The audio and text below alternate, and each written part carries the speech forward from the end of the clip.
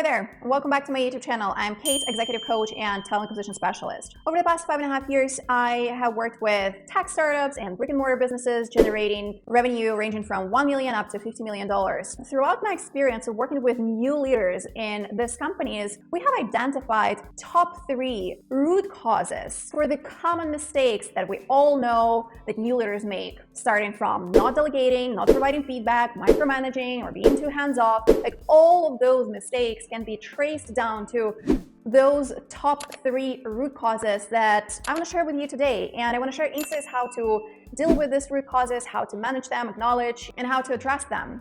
I want to emphasize that there is no quick fix or solution how to deal with those root causes, because changing behavior does take time. But by analyzing and recognizing those mistakes, you can at least acknowledge them in your behavior and become a better and more effective leader. Number 1 root cause to many mistakes that new leaders make is not taking time to build trust with your team. Trust is the foundation of the most successful teams. So what can it lead to? The typical mistakes that we all know about: not delegating, not giving feedback, avoiding conflict, being too friendly, being too hands-off or too hands-on. Let's go over all the mistakes one by one. And the first is not providing feedback. Have you ever held back from giving someone feedback just because you were afraid to hurt their feelings or stir conflict? Well, I want to change the perspective. First off, when you withhold feedback, you deprive another person from growth and development and improvement. But I do understand why people are afraid to give feedback. The main root cause is that they haven't yet built enough trust to give constructive feedback to another person that comes from love and candor and wanting the best for another team member. In healthy relationship, feedback is perceived as a sign of care rather than an attack. Let me put it into perspective. Imagine that your best friend is about to give a TED Talk in New York. It was their childhood dream, and they have hustled and worked so hard to get to that stage. And now they have prepared a brilliant presentation, and they're sharing with you the speech that they're going to give on the TED Talk. And throughout the whole speech, you hear them slipping those filler words like, you know, and would you give feedback to your best friend to become the best speaker on TED Talk? Without a blink of an eye, you would. And it would come from love and respect towards your best friend who put so much effort into giving that speech, because you want the best for your best friend. That is the same for your team and for your reports and for the leadership as well. When you give feedback, you give it from a place of love. So next time when you think to withhold your comments, ask yourself a question. Do you want to stay in a comfort zone because this is your comfort zone? You're keeping your hard truth to yourself. Or would you rather let another person grow?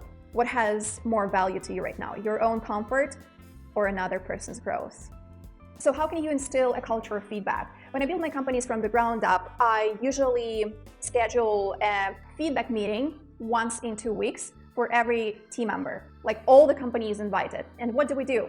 We randomly matched into pairs, and every 2 weeks we give feedback to a new person. And also we receive feedback, so it's a mutual conversation.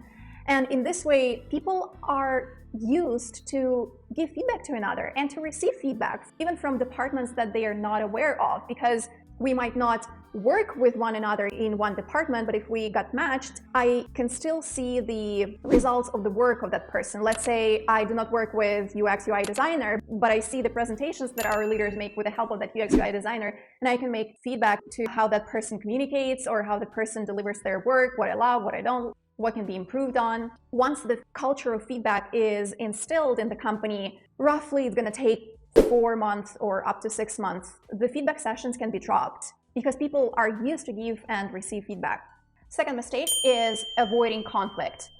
We're trying to be overly nice, overly friendly, but a conflict, when managed effectively, is a really great thing. Why do we hire diverse people? Because we value diverse perspectives and we value different opinions on work matters.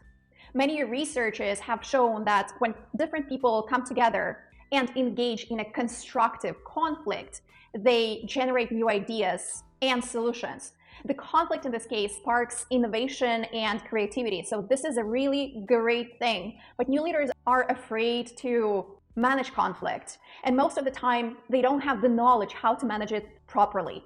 A conflict can be an opportunity to build trust and actually strengthen a relationship. Just remember the last time when you had a fight with your partner, let's say, and when you work this through together in a respectful and productive way, you actually get to know each other much better. You understand each other better. You develop a better understanding and appreciation towards each other. So this is a really great thing.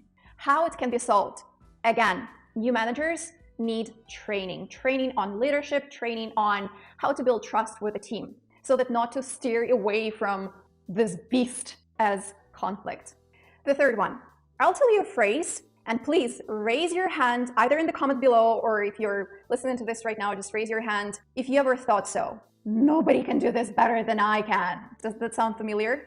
We do not delegate tasks because we think that nobody can do that better than us. This might be true, but this is not productive. And this is a sign that you do not trust people who you hired. They are capable of doing the tasks that you assigned them to do. When you become a leader, it is important to do things through other people. Sometimes we think it will take us twice as much time to explain the task rather than do it ourselves, but we are depriving people from the opportunity, again, of learning and growing, acquiring new skills. So delegation does take upfront effort, but eventually you as a leader would need that time to focus on the broader view and trust your people do the amazing work themselves. You have to find the right balance between micromanagement and being too hands-off. All the mistakes that I listed previously can be resolved with one thing: building trust with your team. What are the steps to take? Regular communication. Set up regular one-on-ones with every team member every week. Keep your team informed on all the goals and important decisions, changes, updates in the company. Make sure that they have access to the information to do their job successfully. Second, lead by example. Always stick to your promises. Follow through your commitments. If you ask everyone to show up on time for the meeting, you have to follow through as well and not just pop up 10 minutes late. Third, be available for them. Be open to feedback. This also relates to you. Make the time for one-on-ones. Listen with curiosity and respond to their concerns. Show empathy. Get to know them on a personal level. Don't be afraid to be vulnerable. I'm going to talk about it later on. Show support and offer help when needed. Acknowledge their wins and results. Celebrate milestones and accomplishments. Provide opportunities for growth, coaching, mentoring, any help that they would need. Connect with the necessary people. By following these really simple steps, honestly, there's just one rule. Communicate with your people. Build rapport with them on a personal level. This will foster a positive workplace culture in the whole company. The second root cause is lack of training, therefore lack of self-awareness and not understanding your leadership style, your management style, how to communicate with people effectively. New managers do everything blindly. They're doing it by trial and error because most of the time, why they got promoted? Because they have been amazing individual contributors, having great technical skill set. But when they got promoted, they lack that leadership training and knowledge to lead people. Great leaders understand that they have to balance relationship, ego, and results. Starting with ego, great leaders have their egos in check. They have healthy egos, so they give credit, they take responsibility, they hold themselves accountable for the success or failure of their team. They understand that they would rather be successful rather than smart or right or the one having the fanciest car. Next, results. The leader has to get results through other people, but if they push too hard, they are gonna hurt relationship. They might be perceived as too obnoxious or arrogant or directive, authoritarian, which is like one of the management styles. It works for short-term projects, but it is not a sustainable way of growth as it kills relationships. And third, great leaders have to balance ego, results, and relationships, because if the leader focuses too much on relationships, they might avoid tough decisions and don't get results. I once had a client who came into coaching with me over an issue of, Kate, I need to hire A players into my team because I don't trust anyone. I'm constantly fighting fires at work. Every business decision is by me, and I need more personal time. But you know what? When he was speaking about the challenges that he constantly meets at work and how he resolves it, he was actually smiling. And I noticed that. So we dug deeper, and the client came to a conclusion that he actually liked being a hero and fight all the fires. He didn't want to turn over his business to his team, which was, by the way, a very strong one. He wanted to be the hero and save the business. So once he realized getting results is more important than his ego and being a hero, he managed to let it go and trust his team more. Right in 3 months, their revenue increased by 50% in 3 months. So what are the typical mistakes when ego is not in check and when there is no leadership training?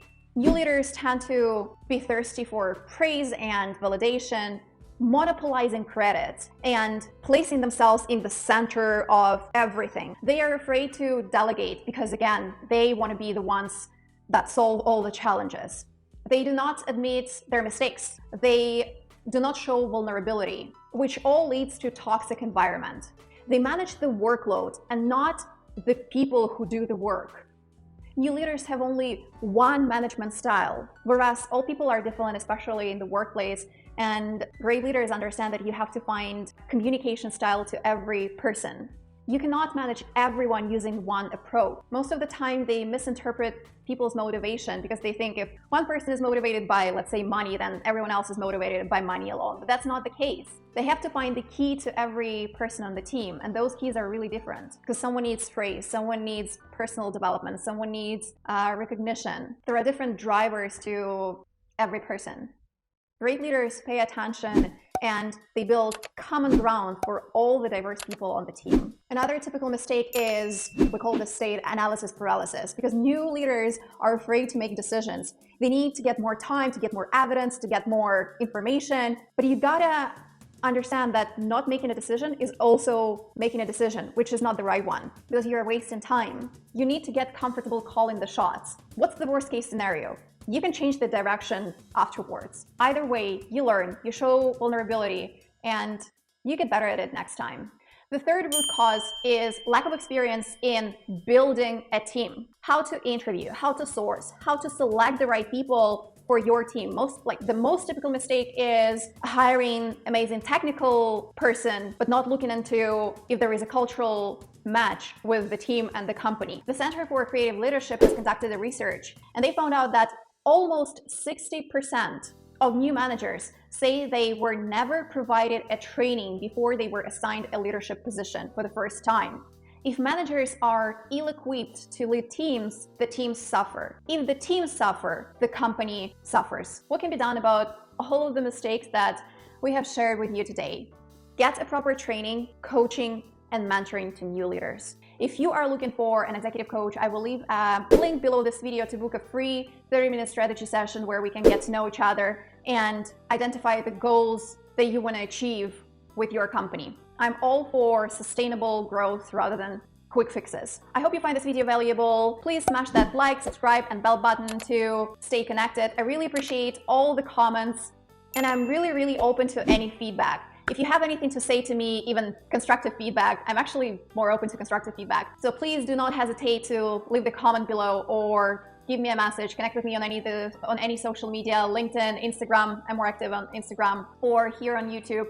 Let's get to know each other better. I wish you a wonderful rest of the week. Thank you so much for watching, and I'll see you next week.